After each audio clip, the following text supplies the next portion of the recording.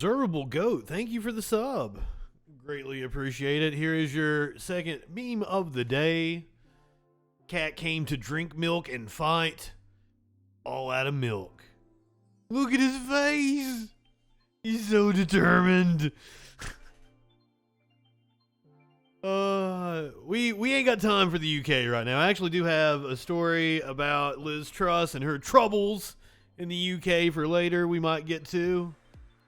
But right now it is the second Senate debate between Democrat Mandela Barnes, who is the current lieutenant governor in Wisconsin, debating Republican incumbent Ron Johnson, who might be the dumbest man in the Senate. This is the second and apparently the last debate between the two of them. This happened about an hour ago when we were watching it on replay. Here we go. Tonight, the race for U.S. Senate. The two candidates take on the biggest issues facing Wisconsin: inflation, abortion, immigration. Democratic Lieutenant Governor Mandela Barnes. If we're going to change Washington, we have to change the people we send to Washington. And Republican Senator Ron Johnson. Yeah, apparently since the last debate, Johnson has opened up more of a lead. He was up like 1 point on Barnes. 620 WTMJ. Wiz Politics. The Milwaukee Business Journal. And Marquette University. Live from Marquette's Varsity Theater. Here are your moderators, Charles Benson and Shannon Sims. And good evening. Thank you for joining us tonight for Wisconsin U.S. Senate debate. We have a great audience here tonight at Marquette University's Varsity Theater. So let's take some moments to just say thank you for those who are joining us. That means you can clap. As you can see, we have a full house tonight. Now, this debate is being broadcast from... They've given him instructions not to clap during the debate. We also are welcoming a national audience with C-SPAN watching. So let's go over the rules agreed to by both candidates. Each candidate welcoming a national audience with the Troll Patrol watching. Candidates will have 60 seconds to answer a question and 30 seconds for any possible follow-up question from us, that is. If a candidate runs over time, he said muff. This is what you will hear. You live in sexual anarchy? If an opponent refers to another candidate in their answer, the candidate will get 30 seconds for a rebuttal, and each candidate will have a one-time 60-second rebuttal. So, we begin with opening statements, and we drew names to determine who will go first. Mr. Johnson, you will get 1 minute, and you get to go first. Mr. Johnson. Thank you, Charles. I'd first like to thank WTMJ and Marquette University for hosting this debate. This election offers a very clear choice. I have a lifetime experience raising a family, building a business, creating good-paying manufacturing jobs right here in Wisconsin. I've worked hard all my life. I began my tax-paying career at the age of 15 as a dishwasher at a Walgreens grill. I worked full-time paying my way through college. I worked all shifts starting my business. As your U.S. Senator, my tax cuts for more than 20 million tax filers help small businesses compete with the big guys and survive the pandemic. My right to try law is saving lives. And my Joseph Project has transformed lives by helping people to get really good paying jobs. In stark contrast, here he goes talking about his work nonprofit that I find questionable. Left-wing rhetoric, I'm not sure what he's ever accomplished or really what he has to offer. But I'm looking forward to the debate. Thank you. Mr. Barnes, you now have 1 minute for your opening statement. Well, thank you so much, TMJ4, for hosting this debate. I want to thank everybody for showing up today. As you know, my story is a Wisconsin story, only possible here, being raised in a union household with my father, who worked third shift on an assembly line, and my mother being a public school teacher. Those jobs were the ticket to the middle class, but unfortunately, those tickets are in short supply. They're harder and harder to come by. And that task has been made increasingly more difficult because of out-of-touch politicians like Senator Ron Johnson, who continues to leave working people behind.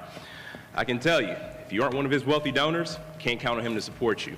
But if you are a working person, a person who's been looking for a little bit of relief, it's a shame that we've had our backs, or had politicians who would rather turn their backs on us in service to their wealthy donors or their own self-interest. But I'm running for the U.S. Senate because I believe that better is possible. I believe that we can create an America, a Wisconsin that gives everybody a fair shot at the American dream. That's the difference. Now, Ron Johnson's going to try to run and hide from his record, but he can't hide from the truth. Thank you. All right, thank you. Our first question is about all of those. Our first question is about all those campaign commercials. Don't worry, we're not going to show any of them. But according to our partners at WisPolitics, the Republican-aligned Senate Leadership Fund has spent or has reserved $24 million in ads to defeat Mr. Barnes. Many of those trying to portray you as soft on fighting crime, with comments about bloated police budgets and ending cash bail. How do you respond to voters who question your record when it comes to police funding and reducing crime, Mr. Barnes? Well, thank you so much, and I'm really glad you brought up the obscene amount of spending in this race. And notice how you said that the money is being spent to defeat me. There's no commercials talking about Senator Johnson's record because he has nothing to run on. He hasn't done a single thing for us. He's had 12 years to show up for working Wisconsinites. He has refused to every single day. Now, with that being said, on the topic of crime, this is something that has impacted me personally more times than I care to count. I'm a proud product of the city of Milwaukee, and I've taken the good with the bad. And I have unfortunately lost more friends than I care to count to gun violence. So it is absurd when people say that I'm soft on crime or I'm not serious about issues, because there's nothing I'm more deeply passionate about. I hope nobody ever has to feel that pain. This is about making sure that law enforcement and communities have strong relationships. This is also about making sure we do the things that we know prevent crime from happening in the first place, investing in good schools and good paying jobs, and doing the work to get rid of poverty. We know when communities have resources to thrive, they don't experience violence in the way that other communities do. Mr. Barnes. He did bring up your name, that so buzzer sounds like the buzzer to change classes at my high school, and it's giving me PTSD. But we do know he got a degree in communications, specializing in performance. So he's a performer, he's an actor. And I don't know whether he's just delivering lines somebody wrote for him or whether he's making Ronald Reagan up on his own. But falsehoods just seem to roll up his tongue. So I suggest anybody watching this debate or the campaign take anything Mr. Barnes says with a huge grain of salt. Well, Go ahead. I would absolutely like to respond to that because, well, Go ahead. Now, don't cheer during the debate. the senator is going to try to run and distract from his record. He can't run from the fact that when there was an opportunity for him to provide support for public safety initiatives, he walked away. The American Rescue Plan allowed our administration to invest $100 million in the law enforcement, public safety, and crime prevention initiatives. Ron Johnson voted against it because he would rather play politics. And look, the biggest achievement in business was Ron Johnson saying, "I do." He married into his business. He didn't start that. All right. Again, we'll get to ping pong here, but Plus, you went over 30 seconds. Yes, yeah. So 30 seconds. First of all, I'm proud of my accomplishments. You know, there aren't many senators who can say they got tax cuts for 20 million businesses, or that they produced a law, Right to Try, that saved lives, or that they started up a program called the Joseph Project in the inner city that has provided hundreds of jobs and transformed lives. I'm proud of those accomplishments. What Lieutenant Governor Barnes has is no accomplishments whatsoever. Please. All he has are lies and distortions, because he can't run the record of 40-year high inflation, record gas prices. And we're going to get to some of these topics. So let me ask you the question that was also that came up under campaign ads. WisPolitics reporting that the Democratic-aligned Senate Majority PAC has spent nearly $19 million in ads to defeat you. Many of those ads trying to portray you as an out-of-touch guy with a tax cut you initiated that greatly benefited you and your rich donors. So, should voters be skeptical of your record when it comes to working families? No, again, I come from a working background. As I described, I got my first tax-paying job at the age of 15 as a dishwasher in Walgreens Grill. I work shift work. I know that others have said their fathers worked for third shift, but I actually work third shift. And so the fact of the matter is this grotesque level of money is spending. It is grotesque, but they spent, I think, more than $9 million against me before I even decided to run. So Democrats love to denigrate dark money until they use it themselves. And I think in this race, Democrats have spent more in this race, but it's a grotesque amount of spending. I'm not going to defend it. All right, let's move on to inflation and Social Security and other issues. Today we learned that inflation continues to run hot, and it remains the #1 concern for voters in the Marquette Law School poll. Mr. Johnson, you will get the first question. The federal policy has been to drive up interest rates, which hurts everyone, to drive down inflation. So what can Congress do to control the rising costs when it comes to housing, rent, gas, and food? Cat, thank you for being a freaking follower. In the Senate to help Wisconsin families. Well, you have to understand what caused these 40-year high inflation rates. It's out of control deficit spending. I voted against most of it. But unfortunately, President Biden, when he came into office, put forward another $1.9 trillion COVID relief package when we had $1.25 trillion left unspent from the previous COVID relief packages. I was warning about stagflation early in 2021. So the solution is stop the deficit spending, stop growing our debt. But understand that a dollar you held at the start of the Biden administration is now worth only 88.3 cents. It's crushing everyone, but it's particularly crushing seniors on a fixed income. So let me just follow up on that, because you just can't stop government spending Well, today. If anybody is sus, it's Ron Johnson. And I voted no on these deficit spending. Lieutenant Governor Barnes supports all this massive deficit spending, including $369 billion on the Green New Deal energy boondoggles we can't afford to pay for. So would you do anything, though, in housing, rent, gas, to drive down those costs? You'll have 30 Well, again, seconds. you have to grow our economy, but stop the deficit spending and become energy independent. Stop the war on fossil fuel. All right. You do have a chance to rebut, because he did bring your name up. I'll wait for my full response. Okay, well, Mr. Barnes, the same question to you. What can Congress do to control rising costs for housing, rent, gas, and food? And what will be your priority in the Senate to help Wisconsin families? Thank you so much. Now, I have experienced, again, the best and the worst of things. I know what it's like to struggle to pay the bills, to wonder if you'll make ends meet and how you're going to get by the next day.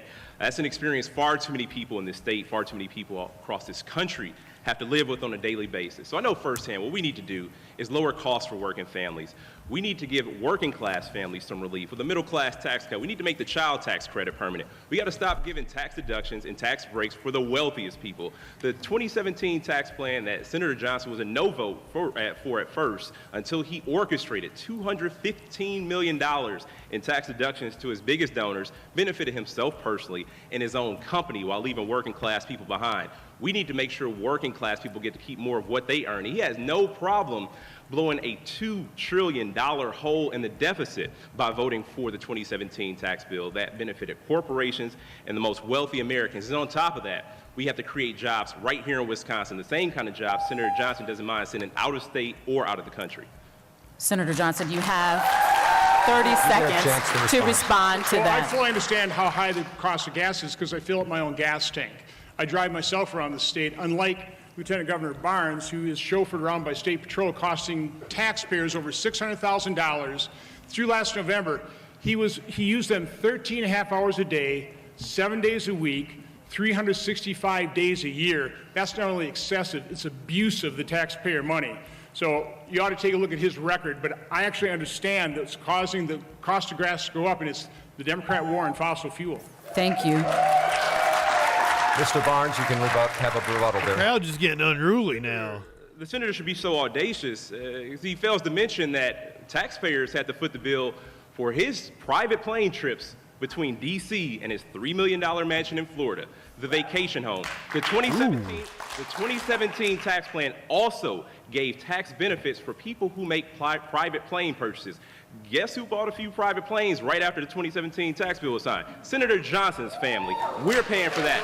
Working class families are footing the bill for millionaire lifestyles, and it needs to stop. Mr. Johnson, you would have a chance. You also have a 6-second rebuttal if you want to use it. So that is a total lie.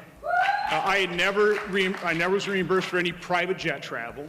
What I was reimbursed for was actually approved by the Senate Rules and Ethics Committee when I submitted the expense. My children spend some time in Florida. My wife goes down there. I visit them a few weekends. I didn't charge for the plane trip down, but it's within Senate rules to charge for the plane trip back. We're talking maybe $5,000 versus the $600,000 it cost Wisconsin taxpayers for his 13 and a half hours a day, 7 days a week, 365 days a year. That is abuse of taxpayer funds. All right, let's... Did you want to respond to the security? I just want a clarification that it's okay when he does it, but not with anybody else. All right, we'll move on to our next Let's question. move on and continue this conversation. Inflation's still the concern, but let's talk about wages. Massachusetts Institute of Technology's living wage calendar shows a single adult in Wisconsin would need to make $16.40 an hour to meet their basic needs and to be self-sufficient. That bumps up to $18.36 an hour, for a working couple with one child. Mr. Johnson, do you think that the government or the marketplace should set the standard for a minimum wage, and what should that wage be? No, I think government screws up more things, causes more problems, or exacerbates more than they actually solve. The individuals working at minimum wage are a very small percentage. Most people looking for jobs right now are probably getting $12, $13, $14, or $15 an hour starting wage. That's what you get with a robust economy. The problem people are having is the out-of-control inflation caused by out-of-control deficit spending, our growing debt, and Democrats' war on fossil fuel. Again, a dollar you had at the start of the Biden administration is only worth 88.3 cents. We have to get deficit spending out of control, and we'll never get it under control with Democrats in power. Thank you. And also, can I please ask the audience to refrain from making comments? Now, Mr. Barnes, the same question to you. Do you need me to repeat the statistics? No, thank you. I think that what's going on right now with working people being denied the fair shot that they deserve is absolutely abhorrent. Working people shouldn't work 40 hours a week and still have to struggle to pay the bills. If you work full-time, you shouldn't have to worry about if you're going to make rent. Minimum wage has not gone up since 2009. In Wisconsin, our minimum wage is still the federal minimum wage of $7.25. It is shameful. Since 2014, we've been supporting a $15 minimum wage. And for one of the most wealthy members of Congress to sit and say that Congress shouldn't set a standard of living and raising the minimum wage is the frustration that so many people have in this country. It's why people are tuned out of politics, because they feel like nobody's looking out for them. And that's because Ron Johnson is in the United States Senate not looking out for us. The reality is he talked about a small percentage of minimum wage earners. It's even a smaller percentage of millionaires and billionaires in this country who he has no problem looking out for every single time. Mr. Johnson, do you want to respond? So again, Mr. Barnes claims to be part of the working class, but I haven't really found evidence that he actually had a real job in the private sector. Maybe he had some, but he certainly doesn't talk about it. So I've worked in the private sector for over 40 years. Again, I've worked shift work. Started with very humble beginnings. I know exactly what people are struggling with. I've worked really hard to make sure that our economy can grow so we have great opportunities. Again, look at my Joseph Project. We have transformed lives of people by giving them the dignity of earning their own success. I know exactly what it takes to create jobs. He doesn't have a clue. Well, thank you, Mr. I can tell you that that's the worst part about it. If you have had humble beginnings and you've made it in life, for you to turn your back on everybody else, that's what people are frustrated with. That's what I'm frustrated with. We need people who are going to go to the mat to fight for working people, to improve quality of life. When we had a chance at 1,000 good-paying union jobs with Oshkosh Defense, and they decided they wanted to move the jobs to South Carolina, Senator Johnson's response was, we have enough jobs. We're talking about not just 1,000 jobs, but 1,000 opportunities for families to get ahead. He's praised offshoring, saying that it makes sense. So when you're Graham thanked him. Know that it's a policy championed by Senator Johnson. He did bring up another issue. So Yes, has the lieutenant governor ever created a job? I've created hundreds of jobs. Through my Joseph Project, we have transformed the lives of hundreds of people and positively impacted the lives of thousands of people. Again, these are people in the inner city, formerly incarcerated people, drug and alcohol abuse. I've been doing this for 7 or 8 years. It's the most heartwarming thing I've done. How can you say I've turned my back on people? I haven't turned my back at all. I've done everything I could to provide good paying jobs for so many people. He does not have a clue how. All right, we want to move on to another topic here, so we will move on. And we're going to try to get back on order here on who goes first. This next question is about Social Security, and it will go to Mr. Johnson. You will have the first question on this. Inflation also hits our seniors, and they learned today they will be getting a nearly 9% cost of living increase because of inflation. Now, there are nearly 1.3 million people in Wisconsin on Social Security. That's 1 in 5 Wisconsinites. The average person receives about $19,000 a year. So, Mr. Johnson, President Biden called you out specifically specifically on Social Security, saying you want to put it on the chopping block every year. But you've also said yearly evaluations can fix programs that are broken. So what specific options do you support to fix Social Security? Again, let me be very clear. I want to save Social Security. I want to save Medicare. The greatest threat to any government program is the massive, out-of-control deficit spending and our growing debt. If we just return to the interest rate that we experienced in the last 3 decades of the last century, 5.4%, that would add $1.2 trillion per year to our interest expense, which would have to be paid without us defaulting and driving interest rates even higher. You know, yes, Social Security recipients are going to get an 8.7% raise, but that only keeps them equal with what they lost because of Biden's inflation. Again, a dollar you held, let's put it another way, a $100,000 nest egg that a senior had is now only worth $88,300. That is the federal government through their inflation, Democrats' inflation, basically taking $12,000 out of that senior's account. So again, the solution is reducing deficit spending, bringing down inflation, ending our war on fossil fuels so we don't keep driving up the cost of energy and gas. Let me just follow up on that quickly. So nothing on payroll tax, nothing on changing, raising the retirement age, any of those other options? No, the first table stakes is stop inflation. You have to do that first, and then grow our economy. The number one component of the solution to all these problems is growing our economy. Under Biden, we've just had 2 quarters of negative growth because they don't have a clue how to run an economy, and they are continuing to deficit spend. Thank you, Mr. Johnson. Mr. Barnes, you have suggested the very wealthy should pay their fair share to help keep Social Security solvent for future generations. Define the very wealthy. Who will be paying more under your plan? And would you support lowering benefits for higher earners or raising the retirement age for the generations or younger? Thank you so much. When I think about Social Security, I think about my grandparents, I think about my parents and other folks who worked hard their entire lives, who paid into a system, who deserve to see the benefit that they have justly earned. And when Senator Johnson talks about making Social Security discretionary spending, that means he's coming for your retirement. And it's odd that you can make the argument about inflation and how costs are increasing, but not support raising the minimum wage.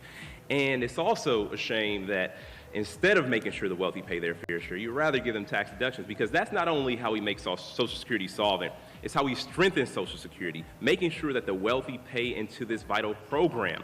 Now, under my plan, a person making under $400,000 would not see an increase in taxes. And Senator Johnson is going to, again, continue to complain about the deficit, but had no problem adding $2 trillion to the deficit to appease his wealthy donors and himself.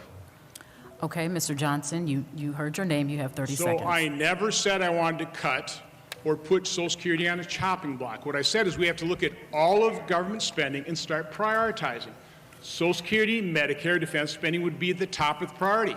What we can't afford to spend money on, for example, is $369 billion on the Green New Deal energy boondoggles, which would be corporate welfare. It will be completely wasted. It'll add to inflation and will put at risk Social Security benefits. But that's what the Lieutenant Governor is in favor of. All right, we are going to. Did you want to respond to that on the... Absolutely. The Senator is talking about the Inflation Reduction Act. Say it again? And he's also talking about the Inflation Reduction. Right. So the Senator's going all over the place with this. By making Social Security discretionary spending, it will be up to the whims of politicians every year under his plan. Doing it every 5 years as well. Social Security is supposed Dante, we are not live. It happened about an hour ago. See the benefit from that hard work. And that's what I find so hard to understand that Senator Johnson is opposed to. And he's going to bring up every other issue. He's going to talk about thank you for the sub, the resub, Mergen. He's bought and paid for by the fossil fuel industry. Hundreds of thousands of dollars in campaigns. All right, we've gone back and forth. Of course he's going to say fossil fuels are the way forward in the future. What Lieutenant Governor Barnes is ignoring is that by 2033 to 2035, the Social Security Trust Fund runs out.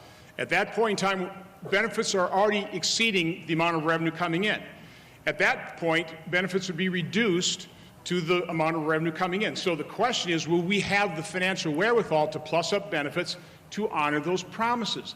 That's what I'm trying to save. But if we continue to spend money on these green energy boondoggles, we won't have the financial wherewithal, and it'll be difficult to honor those promises. It's pretty Mr. basic. Johnson, He does not understand. we will move on, but the question was again, how to make it solvent. how to make it solvent. You But we will have move to grow on. your economy. We will move on. Lift the cap. Now we will talk about gun violence. And this question will go to both of you, as well as police reform. On Monday night, a 12-year-old girl was shot and killed in Milwaukee while simply helping her mother to bring groceries into her home. Olivia Schultz's murder now raises the number of children killed in Milwaukee County to 20 so far this year. Olivia's mother tells us she feels she is living in a war zone and doesn't want to carry a gun to protect her family. Her neighbor said he just purchased a gun to protect his children because of gun violence. My question to you, what would you say to that parent? Mr. Barnes, you go first. Well, I mentioned my own personal experiences with gun violence, and the sad reality is that these are not unique stories. They are happening every day in communities all across the country. The even sadder reality is we have politicians who say that there's nothing that can be done, and it's because they choose to do nothing. I'm talking about the politicians who are bought and paid for by the gun lobby. Senator Johnson has received $1.2 million in campaign support from the NRA, from the gun lobby. Of course he's going to say there's nothing that can be done. He's bought and paid for. He is in their Tomorrow night, by the way. Put their interests before the lives of our children. Now, I'm not making any assumptions. I don't know if he's ever had to deal with this before. I'm not sure if he's ever had to go to a funeral of a child or visit the family of a child that was taken because of gun violence. But it's a pain I hope he never has to experience. It's a pain I hope nobody ever has to experience. But if we do the right thing, what a majority of people in the state of Wisconsin support, what a majority of gun owners support, background checks, that is easy. That is the easiest thing we could do. It is the Mr. lowest Barnes, bar your time possible, is up. but Mr. politicians Barnes, like your Senator Johnson time would rather is put up. the gun lobby before us. Mr. Barnes, you your get a chance time on is this up. same question, so you can respond right now. How, what would you say to those parents, and how can the Senate reduce gun violence? Well, obviously, I'd express my sincere sympathy first. I would talk about the overall macro solution, which is renewed faith, stronger families, and more supportive communities. But then you start drilling down, one thing you have to do is you have to keep violent criminals in jail, and you have to support law enforcement. Now, unfortunately, we have an administration in Wisconsin right now that their goal was to reduce the prison population by 50%. They reduced it 15%, including paroling 884 criminals.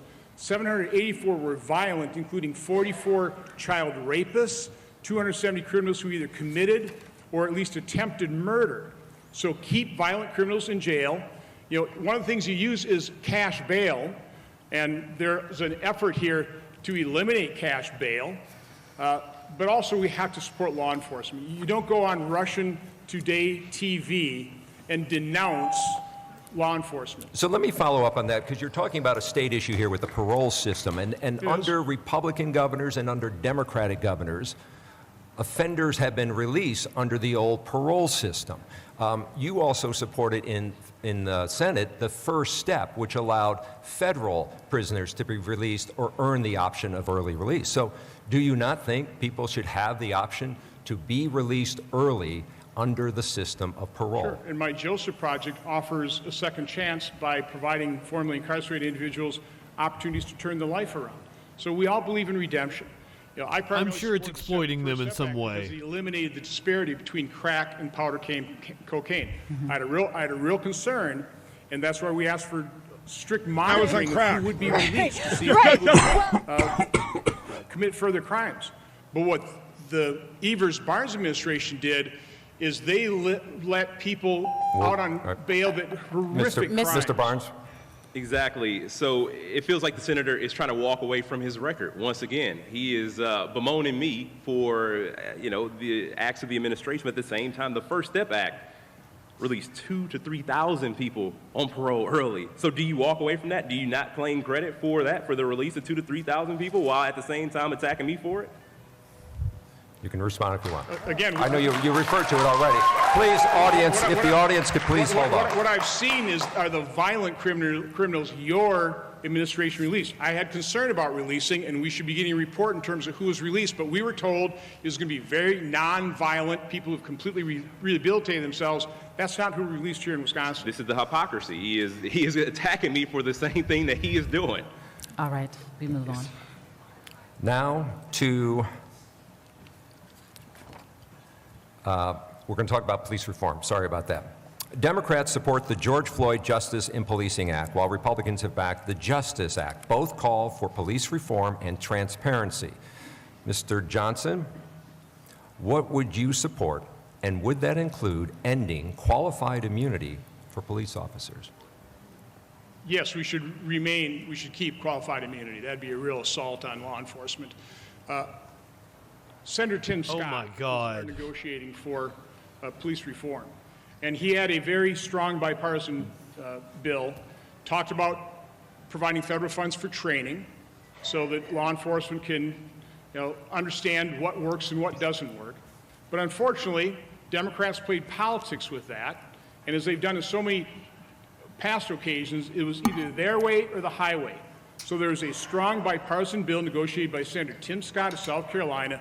They could have had it, we could have passed it, it could have been improving things, but Democrats said no, it's either our way or the highway. But that's happened on gun control, that's happened on so many different issues. Democrats love to play politics, they love issues, they'd rather have an issue than actually solve a problem.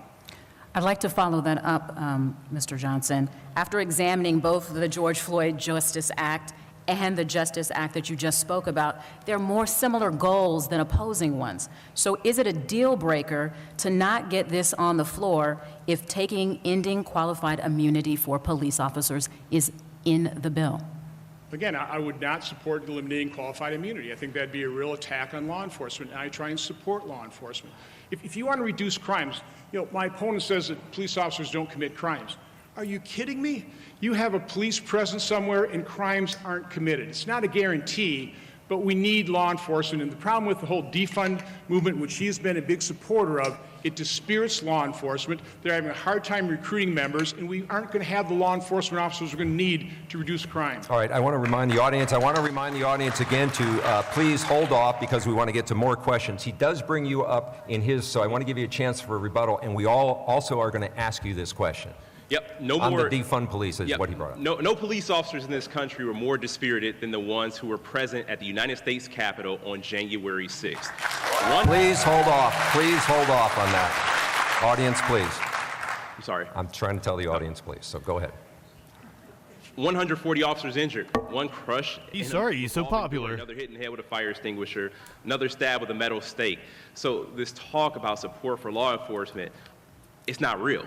It's not true, because he decided to play politics when the person he didn't want to win the presidential election. You're right there. You have to end it. And he did bring you up again. We'll still get you to that question, Mr. Barnes. And I immediately and forcefully and repeatedly condemned the violence on January 6th, unlike my opponent, who basically just ignores the 570 riots, the 2,000 law enforcement officers injured during the summer riots, and he incited the Kenosha riots. The night after the first riot, Lieutenant Governor Barnes held a press conference and said it sure looked like it was a vendetta He incited them. carried out against a member of the community. Rather than providing the manpower, he incited 2 more nights of riots. That's a pretty miserable record when it comes to law. Mr. Barnes, you have every right to respond to that. Exactly.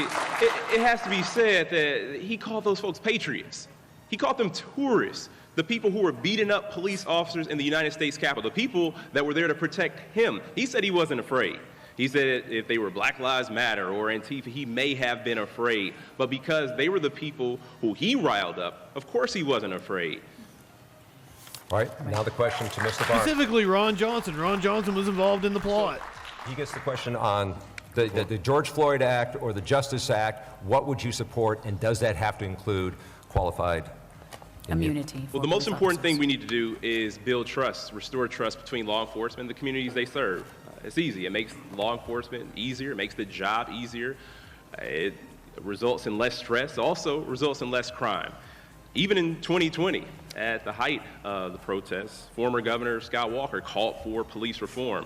I do support getting rid of qualified immunity, and we need to hold bad actors accountable. We shouldn't let people who break the law, who were hired to enforce the law, go to a different department if they break the rules. Again, we can't have safer communities unless we have trust. And our administration, like I said before, invested historic sums of money in law enforcement, public safety, and crime prevention initiatives because we want to do the right thing to keep people safe on both ends. When we reduce poverty, we reduce crime. When we increase support for our schools, we reduce crime. When we create good paying jobs in communities, we reduce crime. Senator Johnson just doesn't seem to understand that. All right, we will move on to the next topic here, and I ask the audience to please hold off so we can get to more questions here. The next set of questions will pertain to abortion and family planning. Democratic voters in the state say that that is their most important issue in the most recent Marquette poll.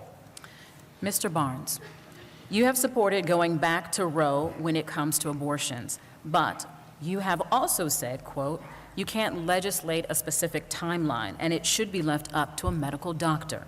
Can you clearly state at what point do you think life should be protected and what exemptions would you support? Well, thank you so much. I have someone in the audience, Connie, who was expecting, and it was the most joyous time for her, but that joy was short-lived. What she thought were twins was actually a cancerous tumor forming. She had some very difficult conversations she never expected to have, and she had an abortion. That was her choice to make. In Ron Johnson's America, women don't get to make the best choice for their health. Rape victims don't get to make the best health care or don't get to make the choices for themselves. That's the unfortunate reality. I support us going back to Roe versus Wade. That was a law of the land that worked for 50 years. And Roe also allowed for some restrictions, but the reality is it has strong protections for the health and the life of the mother.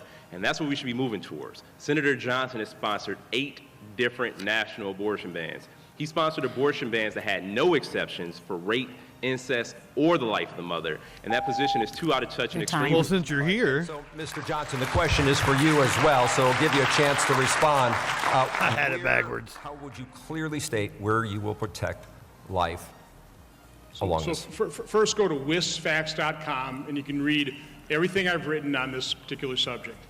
As Justice Alito said, this is a profound moral issue. And what I propose is probably, from my standpoint, the best way we can finally come after 50 years. This wasn't solved 50 years ago. This has been a divisive issue for 50 years. I proposed a one-time, single-issue referendum to decide at what point does society have the responsibility to protect life, balancing the rights of a mother with the rights of an unborn child. I can't think of a better way of solving this problem once and for all where most people would accept the results. In that scenario, I would have one vote. But the extreme position when it comes to abortion is the one that the Lieutenant Governor holds, which would allow abortions up to the moment of birth. Every single Republican has said that. So again, I propose something very reasonable. It's on wisfacts.com. Take a look at it. It needs to be occur after thoughtful, thorough, and a Mr. Johnson, discussion. Mr. Johnson, I wanted to ask you a question. You said the referendum, but a Republican-led legislature gavelled in and gavelled out so that referendum couldn't even be put on the table. Audience, please. So I'm disputing what that vote or what the gavelled in and out. Governor Evers proposed a referendum to basically codify Roe v. Wade. That's not what I'm talking about. And if I do get reelected, and we do have a Republican governor, I will use all my influence to try and convince the legislature, the governor, to hold that single issue, one-time referendum after a thoughtful, thorough, compassionate discussion where we examine all the information that, quite honestly, we haven't really looked at and educated ourselves about. All right, Mr. Barnes, he did bring you up. So when it comes to the topic of abortion, which is an issue that should be left between a woman and her doctor, Senator Johnson cites his personal beliefs. And I respect everyone's personal beliefs. I just don't think that everyone's personal beliefs should be the law for everyone. And 70% of people in this state support Roe versus Wade being the law of the land. His position is too out of touch. So he can try to fearmonger, use all these things talking about abortion up until birth, which just doesn't make sense. I think we can all agree that late-term abortion is happening in extreme circumstances. Moving on. He accused me of fear-mongering. Okay. I'm not trying to scare anybody. I'm not. I'm trying to develop a method where we can come together, decide this once and for all, compassionately understanding we have a broad spectrum opinion, and have we, the people, decide. What could be more reasonable than that? All right, we do want to get on to some other topics, 70% of including... people in this state. Mr. Barnes, Mr. Johnson, please. It's very difficult to hear the question. Okay, I will try to speak up. Thank you. This question is for you, Mr. Johnson. A federal family paid leave bill has been introduced but has failed to pass the Senate in 2013, 2015, 2017, 2019, Johnson and even most roasting recently on during an the open pandemic, fire. 2021. What would it take to get you to consider 6 to 12 weeks of paid time off for a mother to recover from childbirth, or even a father and a mother to bond with their child? Well, again, I realize that benefits are really popular, and spending money we don't have and mortgaging our kids' future is pretty popular. But the fact is we don't have the money for this. And if you force it on the private sector, you will start reducing jobs. You could put businesses out of work. We have a very tight labor supply right now. Companies that can afford it, because they're having to compete for workers, are offering paid family leave. Let the marketplace determine it. We have enough government regulations, enough government mandates. It screws things up. It makes problems No one ever worse. says we don't have enough government do want to remind the regulation. audience, I believe we please, don't have enough. no Businesses more have too much interruptions. I power. want to get through all of the questions here, so you'll have plenty of time at the end to applaud your team. Let's move on and get through these questions. Mr. Barnes. Well, absolutely. Whether it's maternal or paternal leave, or the fact that people need to take care of a loved one sometimes. Over this pandemic, at the height of the pandemic, people were afraid to take off work because they were afraid they're going to lose their jobs, which made everybody at risk. It put people at risk who didn't have to be because they thought they were going to lose their jobs. Now, we're one of the only developed countries in the world with this lackluster paid leave policy that we have. We should absolutely strengthen it. From Senator Johnson's perspective, which is probably one of the most clear contrasts on this stage, is that it's always about the profits of businesses and corporations, but it's never about working people. If working people aren't healthy, if working people don't have the support that they need, then how can any business be productive? This is actually a good business decision to implement a paid leave policy in this country. Mr. Johnson, you can respond to First, that Lieutenant specifically. Governor Barnes has never created a job. He's never signed the front of a paycheck. He doesn't have a clue how to create jobs. He certainly doesn't have a clue how the economy works and how you run a business. He doesn't understand the struggles of small business people just trying to meet payroll, just trying to keep people employed. So he's happy to grow government and impose government mandates on small businesses, but he will drive them out of business. I'm trying to protect small businesses. And so we will move, you'll get a rebuttal here. Yep. Senator Johnson is taking a whole lot of credit for his business in law. All right, we will move on to immigration, and that is our next topic. Great line. And the first question will go to Mr. Barnes. We are seeing record number of encounters at the border with many seeking asylum. How would you work across the aisle to specifically reduce the crisis at the border and reform the process to legal citizenship through the green card system? We got a Socrates. Well, I support comprehensive immigration reform. It's quite simple. I support a path to citizenship for dreamers and their families, a system that treats people with respect and dignity and doesn't subject our children to the horrors of family separation. Now, I've had a chance to travel this entire state as Lieutenant Governor. I thought he said horrors there for a Biggest minute. concerns The I have is that horrors. We don't have comprehensive immigration reform in this country. It makes it harder for small businesses. It makes it harder for our farmers. Everywhere I go, people can agree that a path to citizenship isn't just the humane thing to do, it's also good for our economy. Now, we have people like Senator Johnson who spent 12 years in office. All he'll do is complain. When he gets a chance to make his statement, I guarantee you it'll be a complaint. It won't be about a single thing that he's done to fix the immigration issue in this country. Now, we can do this. We can keep the border safe. We can treat people with dignity, but only if we have people who are serious about doing the work. Mr. Johnson, you have this question as well. Well, as Chairman of Homeland Security Government Affairs Committee, I held probably 36 hearings on some aspects of our open border and our broken immigration system. I worked with Senator Kyrsten Sinema, Democrat Senator Kyrsten Sinema. With DHS, we developed something called Operation Safe Return. That actually morphed into Return to Mexico, which pretty well solved the problem of unaccompanied children and families abusing our asylum laws. We actually cut our single adults coming across the border illegally in half until Democrat presidential debates where Democrats said they'd stop deportations and offer free health care. Then, of course, President Biden came into office. the border completely opened up. We're dealing with 7,000 people per day being encountered. Once again, the idea of the border being open when they'll also talk about record arrests. The human traffickers is largely overlooked and being hidden by this administration and mainstream media. And we want to go on. We have another question on immigration. Yes, and this question will go to you first, Mr. Johnson. Another immigration concern is what do we do with the 75,000 undocumented immigrants here in Wisconsin, many who are law-abiding citizens who are also paying state and federal taxes. The country and the state know that they are here, but because they are not here legally, they live in the shadows. What is the pathway for them to become citizens that does not require deportation? So one of the real tragedies of President Biden's and Democrats' open border policy is because we were so close to having a secure net border where we could move toward legal immigration reform. I was working with the previous administration. We had a really good system, take about 100 visas down to about 6, award them based on a metric system tied to our economy, and we were also going to take care of the DACA kids and the people you're talking about. But President Biden came into office, blew open the border, and removed that first necessary step. He's being a that we must Kevin. take. You can't offer amnesty and still have a wide open border, or you'll have a flood of millions more people coming to this country illegally, being abused by the human traffickers. Again, abused by the human traffickers. It's horrific what is happening. How do you think young women pay off their human trafficking fees? You know, the border's secure on the Mexican side of the border. Nobody comes across this country without either paying or being indebted to human traffickers. This is a travesty. This is the Democrat policy, is an open border, a flood of illegal Thank immigrants you, and deadly drugs. Mr. Johnson. Thank you. Well, this is, again, the senator using fear-mongering. As I said before, he's going to continue to use it in every issue. Now, the reality is the infrastructure bill actually had provisions for border modernization, but Senator Johnson couldn't be bothered to vote for it because he didn't even read the infrastructure bill.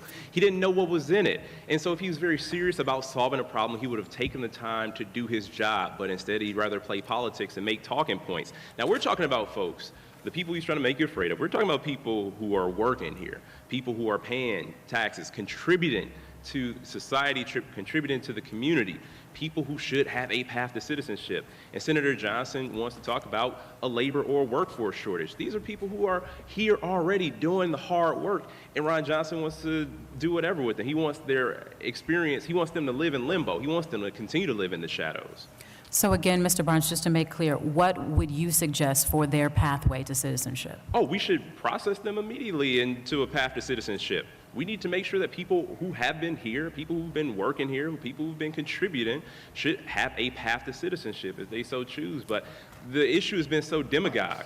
The issue, again, the fear-mongering that's being used is the reason why we don't have comprehensive immigration reform. They just want to scare the hell out of everybody on this issue when it's only making people's lives worse, making people's lives more difficult, and it's contributing to an inhumane system. And as the United States of America, we should be better than that. You do have a chance of rebuttal. It has cost us more not to complete the wall that we already contracted for than to actually build it. All right. Democrats have voted against 3 of my amendments in committee and on the floor.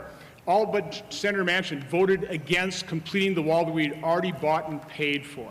You know, unfortunately, Lieutenant Governor Mandela would want to give illegal immigrants a driver's license. Gee, what do you need to vote? Oh, that'd be a driver's license and in-state tuition. That would be a more of a magnet for more illegal immigration, which is why we have to secure our border Mr. first. Barnes, you may respond. Well, I'll tell you, this is about safety. And if people who are working here need to get to work, people are going to drive regardless. If we can have some sort of checks and balances, making sure we know who's on the road and people can actually get car insurance, gee, that will make communities less safe. People shouldn't have to live in the shadows. And if you went to a school in Wisconsin, you should absolutely be able to pay in-state tuition at one of our wonderful universities. We have reciprocity. We have reciprocity with Minnesota. All right. If you went to school here, you should be able to pay in-state tuition. Thank Sorry you. about The moderator that. for Let's move the on to our next topic, Barnes foreign policy. Johnson The first question debate was really focuses good. on the war in Ukraine, and Mr. Barnes, you will get the first question. President Biden has said, quote, America is fully prepared with our NATO allies to defend every single inch of NATO territory. Every single. I think this is only the second debate where we've gotten a Ukraine foreign is policy escalating question. as we speak. Russia's president is threatening to use nuclear weapons. Mr. Barnes, do you support more financial aid or military equipment for Ukraine, and deploying American military to defend any NATO country if necessary? Well, I'll tell you, this is a fight for democracy and a fight for freedom abroad, and we need to do everything we can. I'm really, well, first of all, let me say that I'm proud of the Ukrainian people showing immense courage in a difficult situation. We need to do everything we can short of American boots on the ground. There's no appetite for it. And Putin also needs to be held accountable. We need to continue to call out his war crimes. We need to up I believe of the debates we've watched, but also However, I'm really high. We have someone, Senator Johnson, But not high enough who for this praised show. Putin as a smart guy. Now, if Putin is successful in Ukraine, he's going to encroach on more territory. It'll also be a green light to other autocratic leaders. There was also an instance where Senator Johnson had to be sat down by the FBI and warned that he may be a Russian asset. We cannot trust Senator Johnson to protect democracy abroad because we can't even trust Senator Johnson to protect democracy here at home. Mr. Johnson, you do have a chance on a rebuttal for that, and then we'll also, you do have a chance on a rebuttal. We'd also want to ask you that question Sure. about Ukraine. Well, first of all, I wish President Biden were more concerned about defending every inch of U.S. territory against the invasion on our southern border. I certainly would want to I should have saw that coming. what we've already allocated, Like invasion. what the weapons have, what weapons we've sent to Ukraine, what we need to replenish in our own stockpile.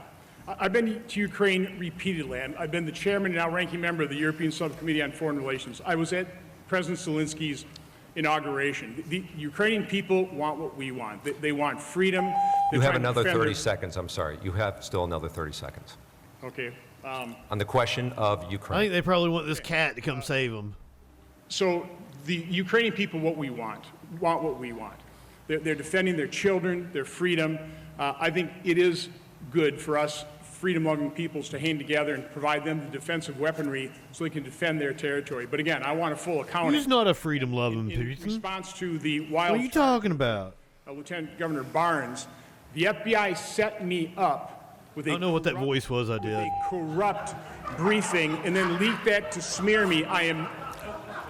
No, I mean, I'm sorry. They're laughing at He is him. referring to corruption with the FBI, which I've been trying to. Let's watch that again. That was The great. chairman and now ranking member of the European Subcommittee on Foreign Relations. I was at President Zelensky's inauguration. The Ukrainian people want what we want. They want freedom. You They're have trying to another defend 30 their- seconds. I'm sorry. You have still another 30 seconds. Okay. On the question of Ukraine. Okay. So the Ukrainian people want what we want. They're defending their children, their freedom.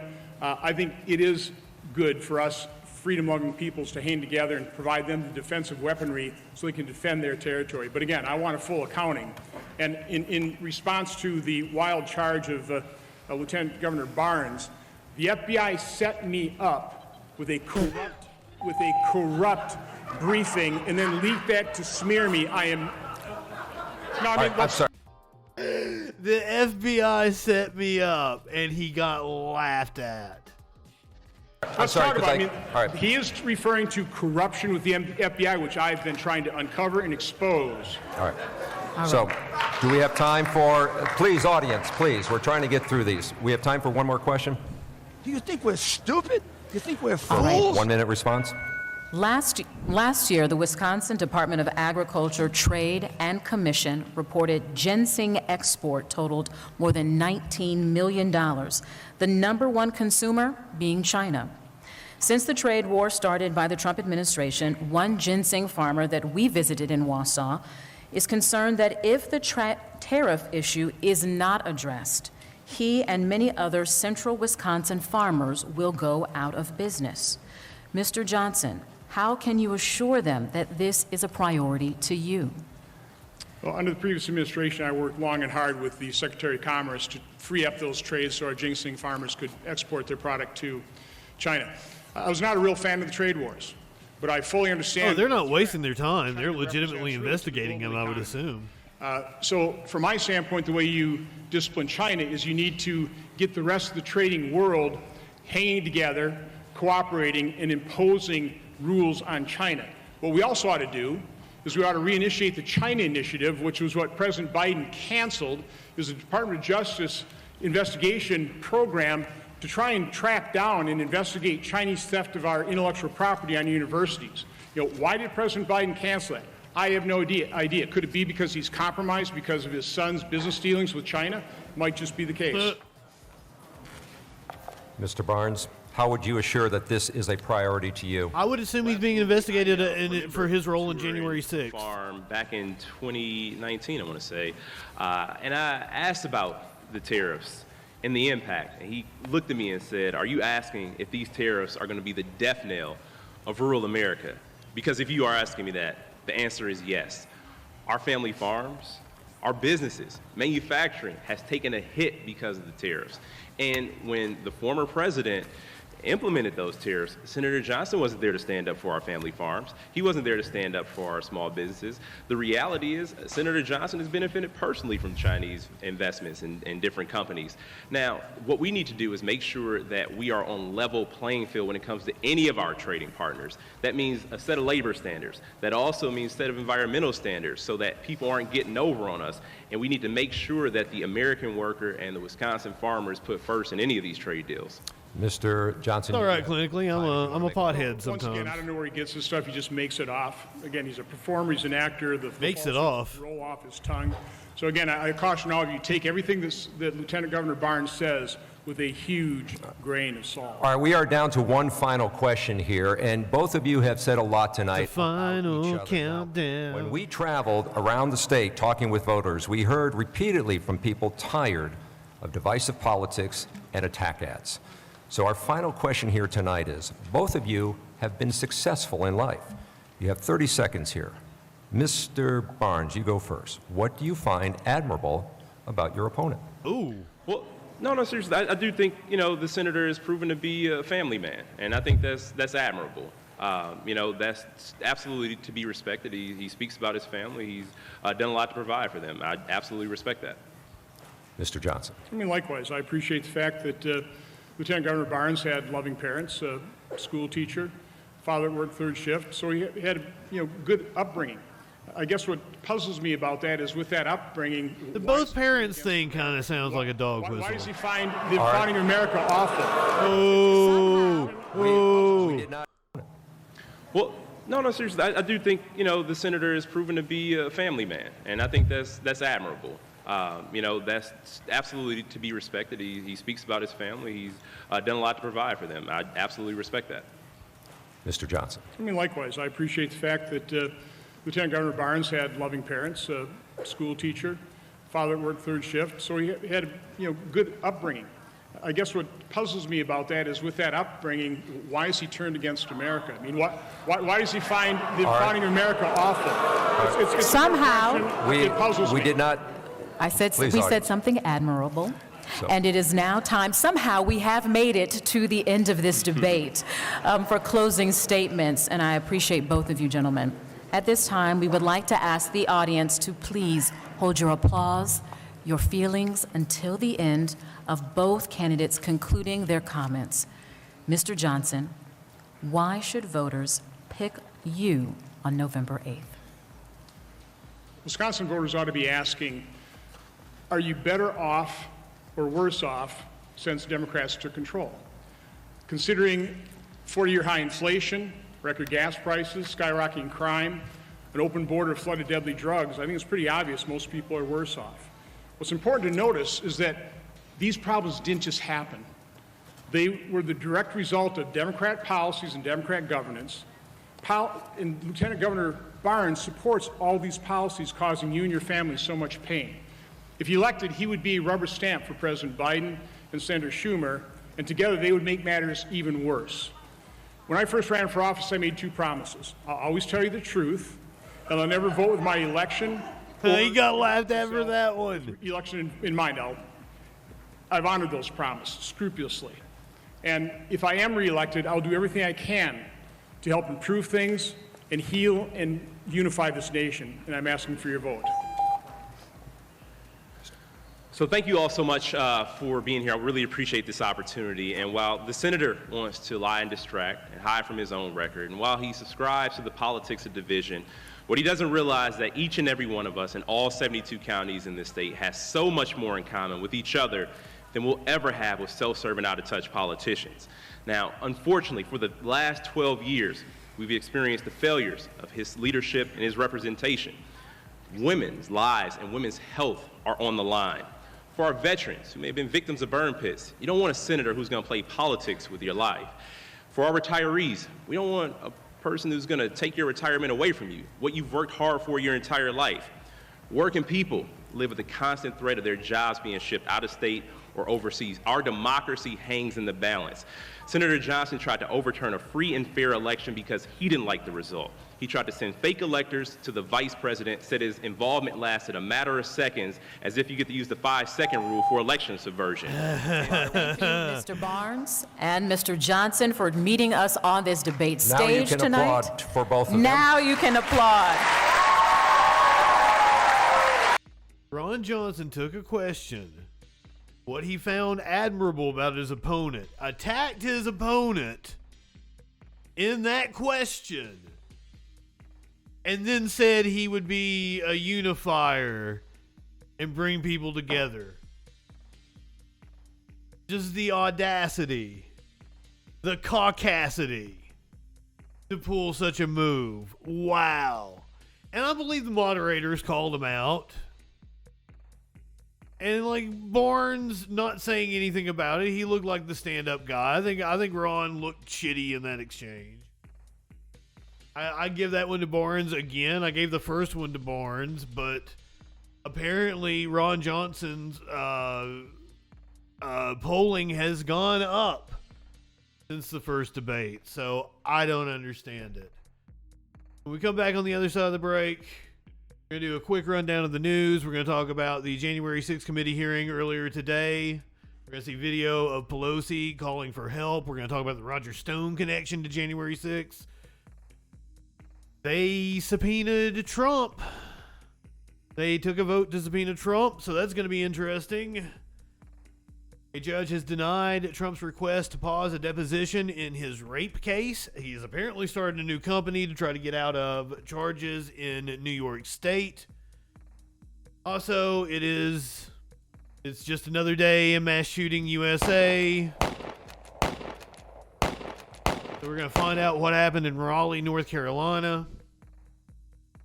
Also, cops were ambushed in Connecticut. We're going to cover that story. And jurors in Parkland have come to a decision on the fate of the Parkland shooter. Plus, I got another woman going to a school board meeting, going viral, causing a stir at a board meeting over a drag show, because right-wingers are morons. All that and more on the other side of the break. We're on the Troll Patrol, live.